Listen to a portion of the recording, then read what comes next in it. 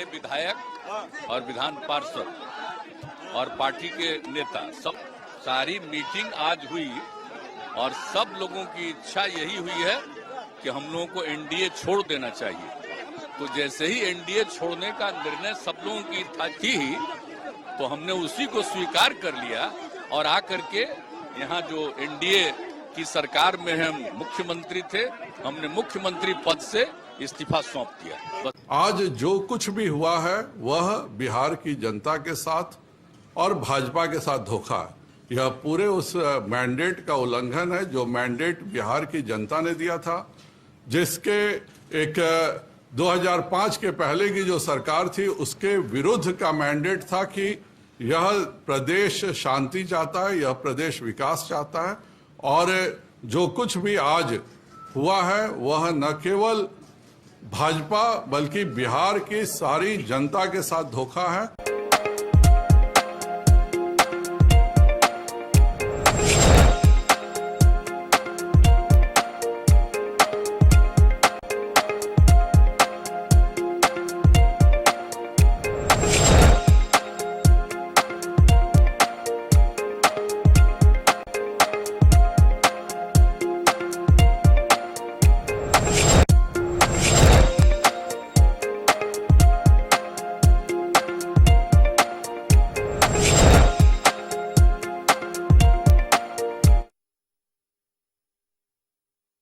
स्वागत है आपका। मैं हूं योगेंद्र, आप देख रहे हैं खास खबर। और खास खबर में हम बात करेंगे खास घटनाक्रम की, वो है सियासी घटनाक्रम।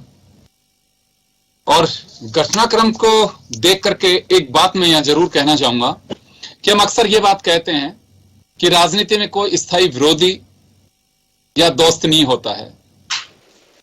जैसे कहते हैं कि एक समय स्थायी नहीं होता, वैसे राजनीति में तो दोस्त और कभी आज पता लगे कि आज जो जानू दुश्मन एक दूसरे को समझते हैं, कल वो पक्के दोस्त होंगे। अब हम बात करें बिहार के एपिसोड की। बिहार में नीतीश कुमार और भाजपा गठबंधन की सरकार ज्यादा नहीं चल पाई। चाचा भतीजा यानी कि नीतीश और आरजेडी ने हाथ मिला लिया है। तेजस्वी उनके सहयोगी होंगे और मुख्यमंत्री के रूप में अब शपथ लेंगे नीतीश कुमार। ये दो घटनाक्रम इस तरह के देखे जा रहे हैं। एक महाराष्ट्र को आप देखिए, महाराष्ट्र में शिवसेना का विभाजन और उसके बाद में एनडीए के रूप में सरकार बनाई। यहां महागठबंधन की सरकार यानी कि बीजेपी ने एक जगह सरकार लूज की अपने दोस्तों के साथ और दूसरी जगह नए दोस्तों के साथ सरकार बनाई है। लेकिन बिहार काफी महत्वपूर्ण कहा जा सकता है और बहुत सारे सवाल भी उठ रहे हैं कि कितने दिन गठबंधन की सरकार चल पाएगी, इतना सहज नहीं है। लेकिन अभी रविशंकर प्रसाद का एक बयान का जरूर मैं जिक्र करना चाहूंगा, जो उन्होंने कहा है कि धोखा दिया है नीतीश कुमार ने। लेकिन उधर नीतीश कुमार का कहना है कि बहुत अपमान सहा है मैं लेकिन एक बात कहना चाहूंगा, ओम सैनी साहब आज भी हमारे साथ बैठे हुए हैं पैनल में। जब गठबंधन बन रहा था भाजपा और नीतीश का, तो मैंने इनसे एक सवाल पूछा था कि क्या ये लोहिया जी के अनुयायी, जेपी के अनुयायी और जिस फॉर्मूले से निकले हुए हैं वो बीजेपी के साथ इनका मेल खा पाएगा? क्योंकि बीजेपी के साथ भी रहे हैं नीतीश कुमार, लेकिन लालकृष्ण आडवाणी, अटल बिहारी वाजपेयी के दौर के साथ में इस दौर में क्या टिक पाएंगे? पता नहीं क्यों ये मेरा सवाल था और सैनी साहब का जवाब था कि देखिए, वक्त का इंतजार करिए। तो मैं ओम सैनी साहब हमारे साथ इस पैनल में जुड़े हुए हैं और हमारे साथ प्रमोद वशिष्ठ साहब जुड़े हुए हैं, उमेंद्र दादी जी जुड़े हैं, सभी सीनियर जर्नलिस्ट हैं। मैं ओम जी आपके पास आना चाहूंगा, कोई आश्चर्य हो रहा है आपको नीतीश और बीजेपी के गठबंधन को टूटने में? नहीं योगेंद्र जी, कतई नहीं हो रहा। इसलिए नहीं हो रहा कि गठबंधन का अपना एक धर्म होता है, गठबंधन के पीछे अपना एक मिनिमम कॉमन प्रोग्राम होता है, वो इसमें लुप्त होता हुआ सा नजर आया। जो हमारे अमित शाह साहब का जो मॉडल है, जो डिफरेंट राज्यों में लागू हो रहा है, उसके अंदर जो सहयोगी दल हैं वो नारा तो वही सब देते हैं जो केंद्र सरकार दे रही है कि सबका साथ सबका विकास, ये सब कुछ। लेकिन वो जो व्यक्तित्व हैं उनको धीरे धीरे बोना करने का इनका सिलसिला रहा है। और ये नीतीश के साथ में, क्योंकि ये गांधी के कुजात पुत्र हैं, लोहिया के जितने अनुयायी हैं लोहिया के साथ वाले, वो सब गांधी के कुजात पुत्र कहलाते हैं। कुजात पुत्रों का अपना एक स्वरूप है जो बर्दाश्त नहीं करता एक हद के बाद में। और पलटी मार जाता है।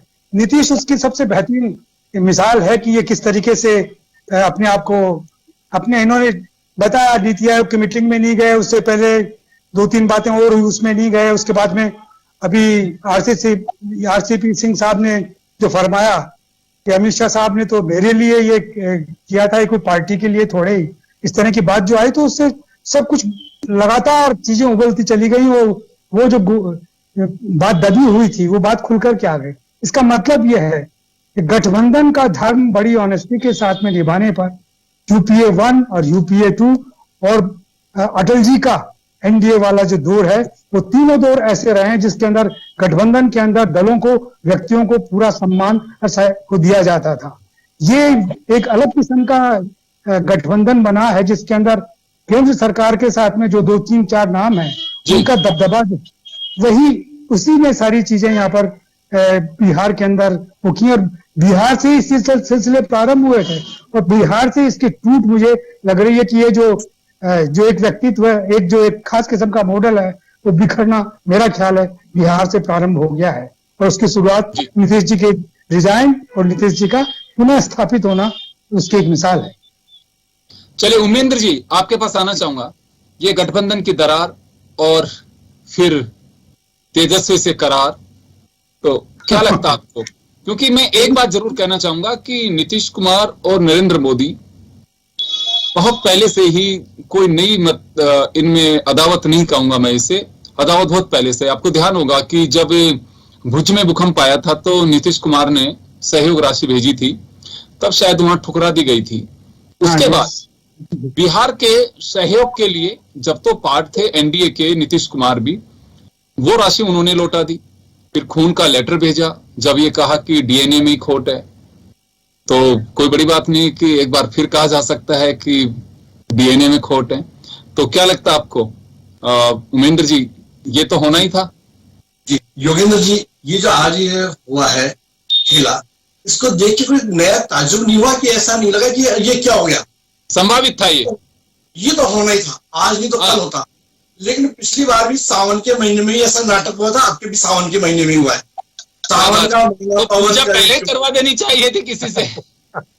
इसी बात ये है, अब नीतीश जी मुख्यमंत्री रह चुके, उनको ये लगने लग गया कि विपक्ष के पास में कोई ऐसा चेहरा नहीं है जिसको ये लोग सर्वसम्मति का नेता मान ले। तो ये हो सकता है ये मोदी जी का विकल्प करने के लिए विपक्ष को एकजुट करने की कोशिश में हो, और राजनीति में प्रयास किए जाते हैं, ये इनका प्रयास हो सकता है। लेकिन सबसे बड़ी बात यह है कि ये खेला तो उस दिन से शुरू हो गया था जब जनता दल के कोटे से एक व्यक्ति जो आरसीपी है वो सांसद होते हुए, राज्यसभा के सांसद होते हुए मंत्री बन गए थे। उस दिन से ही लग गया था, फिर उनको उन्होंने टिकट भी नहीं दिया, ये तो लग गया था खेला होने वाला है। अब बात ये आती है कि भारतीय जनता पार्टी इस समय वहां सबसे बड़ा विपक्षी अधिक संख्या होने की वजह से मुख्य विपक्षी दल की भूमिका में आ गया। बीजेपी के लिए मैं मानता हूं कि ये खेला बहुत अच्छा हुआ है। अब मैं तो इन्हें सीटों का समझौता करना पड़ेगा, न सीटों का बंटवारा होगा, अपने दम पे चुनाव लड़ेंगे। और मैं जैसा मानता हूं, कई बीजेपी के बड़े नेताओं से बातचीत होती है कि बिहार में ये भी एक मौका देखते थे, गठबंधन यदि ये तोड़ते तो इन पे आरोप लगता कि ये अपने साथ के एनडीए के लोगों को साथ में लेके नहीं चलते। जनता के सामने इन छवि सामने आ गई, कभी लालू जी की गोद में जाते हैं, कभी राबड़ी देवी की गोद में जाते हैं, कभी किसके गोद में जाते हैं। यानी कुल मिला के नीतीश जी की जो छवि सोच रहे छवि बनेगी, वो छवि धुमिल हुई है। अब भारतीय जनता पार्टी के सामने ये हम एक विश्लेषण कर सकते हैं, एक मौका है कि सभी सीटों पे चुनाव लड़े और अपने दम पे सरकार में आने की कोशिश करे। देखिए, इनमें चुनाव के समय ये गठबंधन ज्यादा चलने वाला नहीं है। चुनाव के समय में टिकटों की लड़ाई होगी, कांग्रेस कभी लालू जी की पार्टी से नाराज होगी। अब आज इन्होंने लालू जी की बेटी ने ट्वीट भी किया है कि आ रहे हैं लालटेनधारी। अरे लालटेनधारियों, कितने दिन के लिए आओगे? पहले ये देखो, ये जो चीजें है आपका समझौता बेमेल समझौता है। इस समझौते से जो मैं एक बात जानना चाहूंगा उमेंद्र जी, एक बात जानना चाहूंगा, अभी बेमेल समझौता हो रहा है, बीजेपी के साथ में मेल कैसे खा रहा था ये समझौता? लोग तो उससे ज्यादा बेमेल बता रहे थे कि नीतीश की और इनसे नहीं पटेगी। भारतीय जनता पार्टी कभी बिहार में अपने दम पे सरकार में नहीं आई थी, इसलिए भारतीय जनता पार्टी ने समझौता किया तो उनका एक बनता है कि राजनीतिक सोच हो सकती है। लेकिन अब आज की स्थिति में जो हालात हुए उनमें भारतीय जनता पार्टी के सामने अपने दम पे सरकार में आने का मार्ग प्रशस्त हो गया है। और मैं मानता हूं कि बीजेपी के जो तो आप यह मान के चल रहे हैं कि अगली बार बीजेपी क्लियर मेजोरिटी के साथ आ सकती है? बिल्कुल, ये लिख लीजिए। आज तो दावा भी बीजेपी नहीं कर रही है। लेकिन हम एक विशेषज्ञ के नाते ये कह सकते हैं कि भारतीय जनता पार्टी को इस समझौता टूटने से एक राजनीतिक मेहनत तो होगी, विपक्ष के नाते वो मुद्दे भी उठाएंगे, कांग्रेस को भी घेरेंगे, नीतीश कुमार के खिलाफ बोलने के लिए भी मुद्दा हो गया, जनता को ये बताने का भी मुद्दा हो गया कि देखिए ये लोग महागठबंधन जो बना है स्वार्थ का गठबंधन है। एक बीजेपी को बड़ा एक मैदान मिल गया। और मैं मानता हूं ऑपरेशन लोटस ब्रह्मास्त्र तो नहीं चलेगा, नहीं, क्योंकि जितनी इनको सीट चाहिए वो अभी आज के हालात में होना संभव नहीं है। देखिए महाराष्ट्र की स्थिति अलग थी, यहाँ सीटों में बहुत ज्यादा गैप है, तो मैं मानता हूँ ये चीजें तो नहीं होगी, लेकिन भारतीय जनता पार्टी को एक अच्छे विपक्ष के नाते जनता के मुद्दे उठाने होंगे और भारतीय जनता पार्टी को ये दिखाना होगा कि ये नीतीश कांग्रेस की सरकार के खिलाफ। तो आप ये मान के चलते हैं कि बीजेपी को तमाम परिस्थितियों में फायदा ही फायदा है, आप ये मान के चल रहे हैं? मुख्यमंत्री उनका नहीं था। ये नुकसान जब होता है जब मानिए भारतीय जनता पार्टी का कोई विधायक वहां मुख्यमंत्री होता तो हम मानते कि खेला हो गया, लेकिन वो तो एक चलिए मैं लौटूंगा आपके पास में, वापस लौटूंगा आपके पास में। मैं एक बार प्रमोद वशिष्ठ साहब के पास में जाना चाहूंगा। प्रमोद जी, एक तो मैं आपका रिएक्शन चाहूंगा कि जो कुछ हुआ है इसको लेके दो हमारे सीनियर जर्नलिस्ट बैठे हुए, इन्हें कोई आश्चर्य नहीं हुआ, ये तो होना ही था। आपको क्या लगता है? देखो योगेंद्र जी, आश्चर्य की बड़ी बात है, राजनीति में संभावना का खेल है और हर राजनीतिक दल इस बात को चाहता है कि मेरा प्रॉफिट नुकसान किस क्षेत्र में है। तो ये तो बीजेपी ने बड़ा स्टेट होया है, तो ये कोई आश्चर्य की बात नहीं है। बिहार जैसा स्टेट, उत्तर प्रदेश के बाद बिहार, आंध्र प्रदेश, ये बड़े स्टेट है, उनको खोना कोई बड़ी आश्चर्य की बात तो है ही।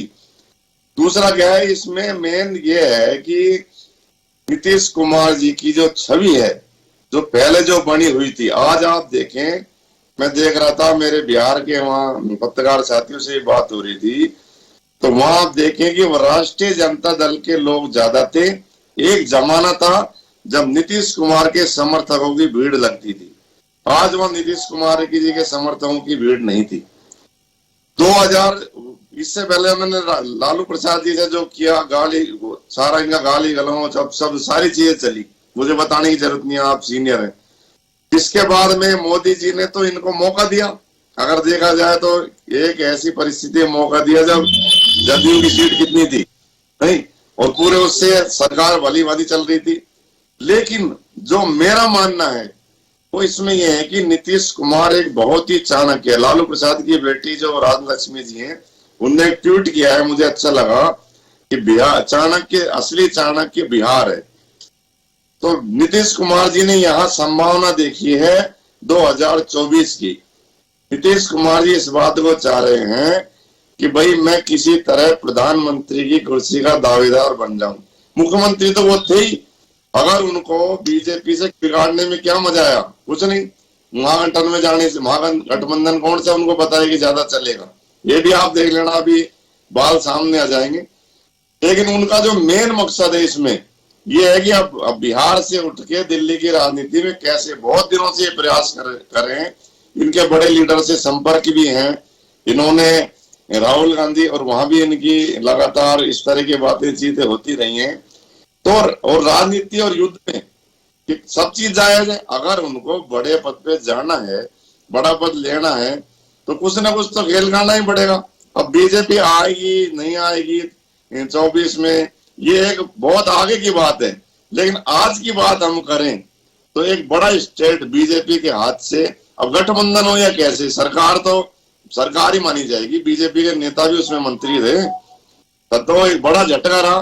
दूसरा, इनका भी दोहरा चरित्र सामने आया, कांग्रेस और इनका, जब उस टाइम इन्होंने पूरी गाली गलौज से सारी चीज सुनी, आज बताओ चाचा भतीजा ऐसे दांत कटी रोटी खा रहे हैं। इसके पीछे वो है कि लालू जी की तबीयत थोड़ी सही नहीं रहती, तो वो चाहते हैं कि किस तरह से तेजस्वी स्टैब्लिश्ड हो, किस तरह से वो हो। तो इनकी भी 3 मुलाकातें नीतीश जी की, लालू जी की हुई है, आपने देखा होगा, बीमारी के टाइम भी, बाद में भी सारी, तो वो सारी पॉलिटिकल मुलाकातें रही हैं। तो इन्होंने आपसी समझौता बिहार में होता रहा है। अब गुजरात को पसंद करें मोदी जी को, वो ना करें, ये तो सारा जो बीच में हो गया था कि हमसे बीच नीतीश जी बोले थे गलती हुई नहीं, मोदी जी अच्छे आदमी है, तारीफ करी। अब आज ही मोदी जी बुरे हो गए, थोड़े दिन में राहुल गांधी बुरे हो जाएंगे। तो नेताओं का चरित्र जो है ये सिर्फ कुर्सी के लिए है। बता दूं मैं आपको कि कुर्सी के लिए की लड़ाई है। मुख्यमंत्री उसमें, अब महागठबंधन में आप देखो, चिराग पासवान को मैं सुन रहा था, चिराग पासवान ये बोल रहे थे अगर मान लो आपको बीजेपी पसंद नहीं आई, तो जब आपको लालू प्रसाद पसंद नहीं आए, आप क्यों गठबंधन करते हैं? आप पूर्ण बहुमत लेकर आओ ना, चुनाव में जाओ। आप गठबंधन, अगर आप इतने स्वच्छ छवि के हैं तो आप गठबंधन में क्यों जाते हैं? किसी में भी आप चुनाव करो और अपना पूर्ण बहुमत लेगा होता मैं तो उन्होंने कहा मेरा दावा है कि किसी तरह मुझे ठीक लगा ये बयान चिराग पासवान का कि वो भी किसी गठबंधन नहीं है। लेकिन नीतीश जी अगर मान लो बीजेपी को बुरा बता रहे हैं, कभी लालू को बुरा बता रहे हैं, कभी कांग्रेस की वो कर रहे हैं, और अब वो चले गए वो करके, तो अब उनको जाना था बीजेपी से समझौता या काम नहीं हो रहे, मोदी जी से नहीं बन रही, तो पूर्ण चुनाव में आते, चुनाव में सर लेके जाते बिहार को। जब खेल का खेल हो जाता कौन किसकी कितनी सीट आ रही। अब आप बताओ, जीतन राम मांझी भी इनके साथ है, आपको क्या भरोसा रहेगा? जीतन राम मांझी कितने मंत्री पद अभी से मांगने लग गए हो। आपको लगता नहीं है कि राजनीति में अगर कोई भरोसा करता है तो अपरिपक्व है? कुर्सी सर है, परिपक्व बिल्कुल है। राजनीति में भरोसा तो करना ही नहीं, ये तो कुर्सी का भरोसा है बस। वो कुर्सी। और देखो मैं भी जर्नलिस्ट हूँ, मान लो मैं क्राइम रिपोर्टर हूँ, तो मैं भी ये चाहूंगा कि योगेंद्र जी की, संपादक जी की सीट मुझे कम मिले। तो मैं इसलिए थोड़ी कि मैं रिपोर्टर बनने के लिए पढ़ा हूँ, मैं भी मेरा प्रमोशन चाहता ही हूँ। ये तो हर क्षेत्र में नीतीश कुमार अगर प्रधानमंत्री का सपना देखें 2024 का सोचे सर, तो इसमें क्या गलत सोच रहे हैं। लेकिन इससे उनका जो चेहरा है ना, वो थोड़ा सा इनकी नीतियों से बड़ा, जनता की नजर में एक छवि जो नीतीश कुमार की थी वो आज बिहार में नहीं है। और आज जो भीड़ ने जो दिखाया उससे भी पता लग गया कि अब तेजस्वी की भीड़ वहां बहुत ज्यादा थी। कि जो लालटेनधारी की अभी बात कर रहे थे, तो वो जो उन्होंने ट्वीट किया, तो ये नीतीश कुमार का एक बड़ा मतलब सही पर ये धक्का है इधर मेरी नजर में। जी चलिए, मैं वापस आ रहा हूं मैं आपके पास में। मैं ओम जी इसी सवाल को एक आगे बढ़ाऊंगा जो आंसर अभी दिया भीड़ को लेकर के। आपको लगता है कि नीतीश कुमार को लेकर के 2019 में भी ये बातें लगने लगी थी कि नीतीश कुमार एक चेहरा हो सकते हैं अपोजिशन का, जिसपे कोई कंट्रोवर्सी नहीं होगी, वो सबको साध सकते हैं, वो उस टाइप के नेता हैं, एक चर्चा थी उस समय। आप क्योंकि नीतीश कुमार का उत्तराधिकारी वहां कौन होगा ये कोई भी बात नहीं, लेकिन लालू का उत्तराधिकारी तेजस्वी हैं, वो तेजस्वी ने खुद ने साबित कर दिया। जब इलेक्शन हो रहा था बिहार का, तब ईडी, आईटी की रेड्स, परिवार की संपत्ति अटैच, लालू अस्पताल में, जेल में, और भाई की बगावत, उन तमाम परिस्थितियों से भी, और कांग्रेस की मोनोपोली के तहत कंप्रोमाइज, ये तमाम स्थितियों के बावजूद भी लार्जेस्ट पार्टी के रूप में जिता करके लेके आई। आज हर विश्लेषक ये कहता है कि पूरे इस माहौल के अंदर नीतीश का कितना भला होगा नहीं होगा कोई पता नहीं, लेकिन तेजस्वी का भला होना तय है। वो एक लीडर के रूप में निखर के आ जाएंगे, अपनी पॉलिसियां लागू करवाएंगे और स्टेब्लिश कर सकते हैं कि हाँ मैं नेता के रूप में ऐसे काम कर सकता हूं। तो ऐसा लगता है आपको कि नीतीश का और लालू का कोई कंप्रोमाइज हो कि बिहार के लिए आप बेटे को आगे बढ़ने दीजिए, हम प्रधानमंत्री में आपकी तकदीर है, जो हम मदद कर सकते हैं आपकी करेंगे, ऐसा तो नहीं चल रहा कुछ? देखिए, ऐसा कोई संवाद हुआ हो तो कोई आश्चर्य नहीं है, इसमें कोई शक नहीं। लेकिन एक शास्त्रीय बात इसमें यह है कि भारतीय जनता पार्टी ने जो बहुसंख्यकवाद का पूरा उत्तरी भारत में प्रभावपूर्ण तरीके से अपना दबदबा क्रिएट किया और अपना वोट बैंक बनाया, उसको तोड़ने का काम कहीं भी नहीं हुआ बंगाल के अलावा। बंगाल में ये नहीं चला, बाकी सब जगह ये सब चलता चला गया। ये कैसे तोड़ा जाए, ये मेरा ख्याल है कि प्रतिपक्ष की सबसे बड़ी प्रॉब्लम है, जिसका सॉल्यूशन मैं कह रहा हूं उस मॉडल को ब्रेक, यहाँ पर बिहार में वो मॉडल ब्रेक होने जा रहा है ऐसा लगता है, क्योंकि ये जन संगठन के बजाय जाति संगठन है जो बहुत प्रभावी है। और तेजस्वी को जो कुछ यादवों का जो वोट बैंक मिला या माइनॉरिटीज का जो वोट बैंक मिला, ये इंटैक्ट है, उसमें कोई फर्क नहीं पड़ा। नीतीश जी के बारे में जो उनका एक पिछला बैकग्राउंड रहा, जो रेल मंत्री के रूप में तो अटल जी की सरकार में थे, तो जो दबदबा और जो खूबसूरती और जो लोकसभा में उनकी जो सारी बोलने और चलने का जो सिलसिला था, वो सब जानते हैं। ऐसा नहीं है, चीजें भूलते नहीं है लोग। वो वो मॉडल यहाँ पर ब्रेक हो रहा है, जिस मॉडल को अमित शाह साहब ने, मोदी जी ने भारतीय जनता पार्टी को से डाला है। मैं लगातार कहता रहा हूं कि भारतीय जनता पार्टी एक डेमोक्रेटिक पार्टी थी, जेवी की पार्टी थी, जो अब वैसी नजर नहीं आती। और उसका कारण है कि उसका जो राष्ट्रीय नेतृत्व है वो बहुत कम लोगों में सीमित होकर के रह गया है। तो पूरा एक वो हुआ करता था बोर्ड नेतृत्व है। अटल जी के समय में थोड़ा ये क्या है कि मक्खन पॉलिटिक्स होती है, लेकिन अब बोर्ड नेतृत्व है, ये भी मानना पड़ेगा हमें।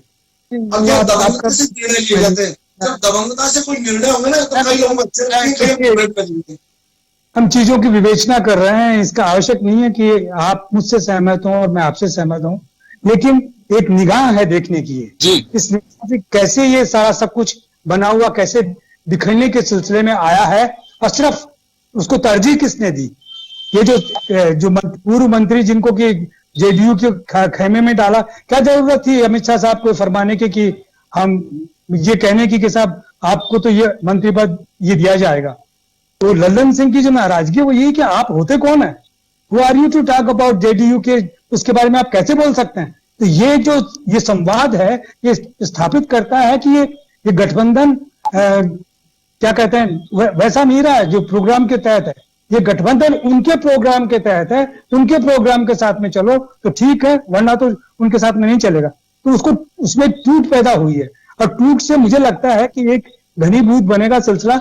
मुझे नहीं मालूम कि नीतीश जी यहाँ सरवाइव करेंगे या नहीं करेंगे, लेकिन यंगस्टर्स की एक फौज यहाँ पे खड़ी होगी, जो पहले भी हुई थी और वो अपने साथ मेरा ख्याल है कि दब गई। लेकिन अब जो शासन आएगा, आने वाले 2024 के जो इलेक्शन है, उसके लिए यहाँ की चीजें बहुत ज्यादा असर करेंगी। और इसमें सहमति जिस तेजी के साथ में राहुल गांधी ने दी है, जिस तेजी के साथ में दूसरे वामपंथी दलों ने दिया है, और जिस मांझी वगैरह जो भी जिनको आप कह सकते हैं कि अवसर को देख करके चलने वाले, और साथ साथ में अभी तक के पासे बड़े बेहतरीन खेले हैं भारतीय जनता पार्टी ने। तो वहां पर एक बयान दिया कि साहब बिहार की जनता बख्शेगी नहीं। तो ये सीधे सीधे बात है, बजाय कोई आलोचना करने के, बजाय इसके कि ठीक हम जनता के पास में जाएंगे और अपनी बात कहेंगे, तो ये भी आजमाइश हो जाएगी। और दूसरा ये जो करने जा रहे हैं वो भी आजमाइश हो जाएगी। तो आने वाले 2024 के इलेक्शन उत्तरी भारत में कैसे लड़े जाएंगे, इसकी तस्वीर हमें थोड़े दिनों में 2-4-5 महीने में ही साफ साफ नजर आने लगेगी। जी उमेंद्र जी, आप ही के पास आना चाहूंगा।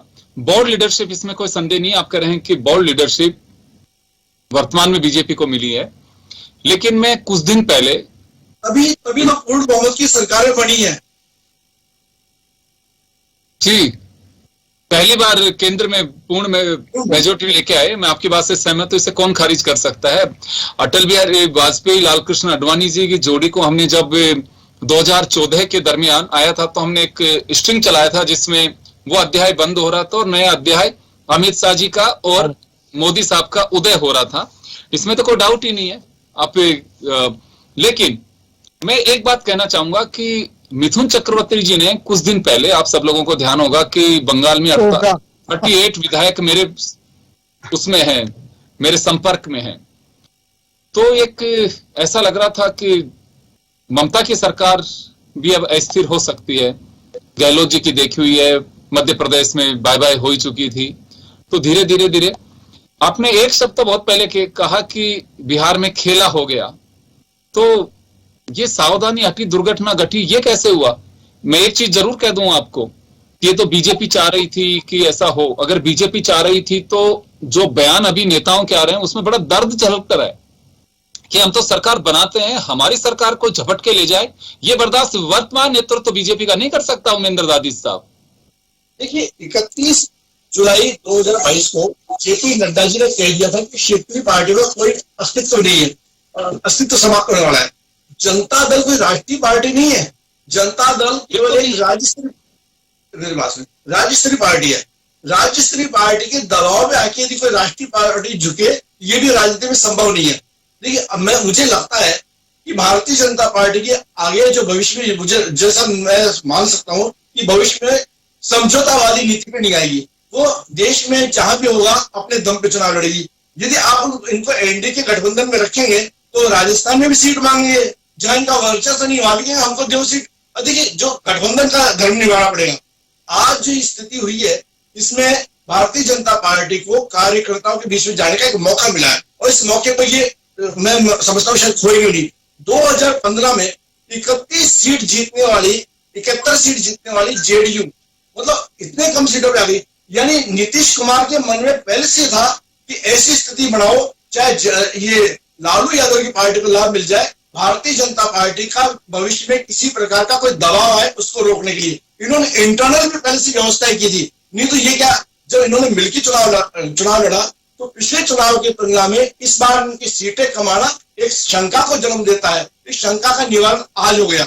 यानी मैं कह सकता हूँ कि राजनीति में सर ये आशंका अगर थी तो उसका निवारण तो पहले दिन ही हो जाना चाहिए था कि नीतीश की दुकान में सामान नहीं, हमने गलत जगह हाथ रख लिया। राजनीति में कोई भी लेट समझ में आ रहा और अभी भी समझ में नहीं आ रहा बीजेपी की, तो बीजेपी कहाँ तोड़ने वाली थी? देखिए राजनीति में समझौता और द्वार किसी के लिए बंद नहीं किए जाते हैं। मैं सर एक बात कहूँ, देखिए रविशंकर प्रसाद को बिहार भेजा गया है, उनका पहला स्टेटमेंट यह है कि नीतीश कुमार ने धोखा दिया है। अगर धोखा शब्द अगर उपयोग में नहीं लेते, उनके चेहरे पे मुस्कुराहट होती तो मैं आपकी बात से सहमत हो सकता था कि खेला नीतीश ने नहीं किया, बीजेपी का हुआ है। बीजेपी को रास्ता मिल गया, चुनाव बहुत लंबे समय बाद नहीं होंगे, इस दरमियान उसे अपोजिशन की भूमिका में रहते हुए सारी चीजें उजागर कर सकती है।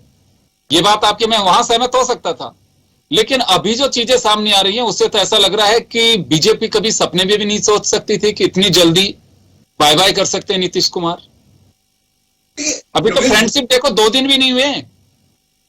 तो आप ये देखना इनका तलाक भी जल्दी होने वाला है। ये जो मोहब्बत हुई है इनकी, ये कब तलाक में बदल जाए ये भी कोई हम ये नहीं कह सकते। ये स्थायी समझौता हो गया, आने दीजिए समय, आज इनको भी शपथ लेने दो। अभी ये बर्खास्त करेंगे, अभी शुरू हुआ है मामला, इतनी जल्दी मत कीजिए, अभी देखिए क्या क्या होता है। पहले तो ये क्या है कि विभागों के लिए लड़ेंगे। देखिए सर अपन जल्दी क्यों करेंगे, अपने तो बुलेटिन जिस टाइम पे आने उसी टाइम आएंगे। नीतीश कुमार शपथ लेगा तो भी दिखा देंगे, जिस दिन बाय बाय करेंगे वो भी दिखा देंगे, अपने खिलाफ तो जोड़ लेंगे। भी पढ़ देंगे, उनकी प्रशस्ति भी गा देंगे। अपने को कोई जल्दी नहीं है, अपने तो खबरें जो है अगर बिहार के अंदर ये कोई रोड शो कर रहे होंगे तो भी हमारे लिए खबर है, और बिहार में अगर पटाखे चल रहे होंगे तो खबर है, बीजेपी अपना आंदोलन करेगी तो खबर है। नहीं, लेकिन राजनीति में जब समीक्षा की जाती है तो एक दिन में समीक्षा नहीं होती है। समीक्षा भविष्य को देख के और जो भूत हुआ उसको देख के भी होती है। अब हमें ये देखना है कि जो महागठबंधन बढ़ा, इन्होंने महाराष्ट्र में महागठबंधन बना था, क्या स्थिति हुई। ठीक है, राजनीति में सब कुछ संभव है। अब हमको देखने वाली बात यह है, अब हमें देखने वाली बात यह है कि विभागों के इनके कितने दिन चलेंगे। हो सकता है महीने 6 महीने के बाद में इनकी आपस की लड़ाई सामने आ जाएगी। हमका भी हुआ। इनके सामने सबसे बड़ी समस्या क्या हुई थी कि कुछ विधायक भारतीय जनता पार्टी में 3 विधायक शामिल हुए थे। उससे क्या है कि इनका दल और भी बीजेपी मजबूत हो गई थी। तो ये नीतीश जी को लगने लग गया था कि कहीं कहीं यहाँ कोई न कोई मामला हो सकता है। तो राजनीति में हर दल ये चाहेगा अपना प्रभाव बढ़ाना, कोई भी दल ये नहीं चाहेगा कि वो किसी के चलिए वापस आऊंगा, चलिए मैं लौटूंगा, समय रहा तो मैं वापस लौटूंगा। पहुंच गई है साहब, 164 का समर्थन हो गया है।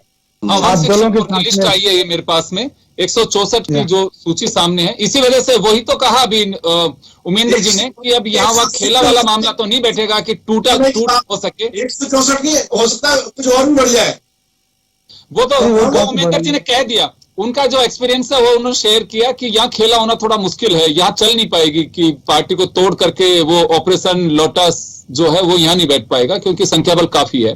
प्रमोद जी आपके पास आना चाहूंगा मैं।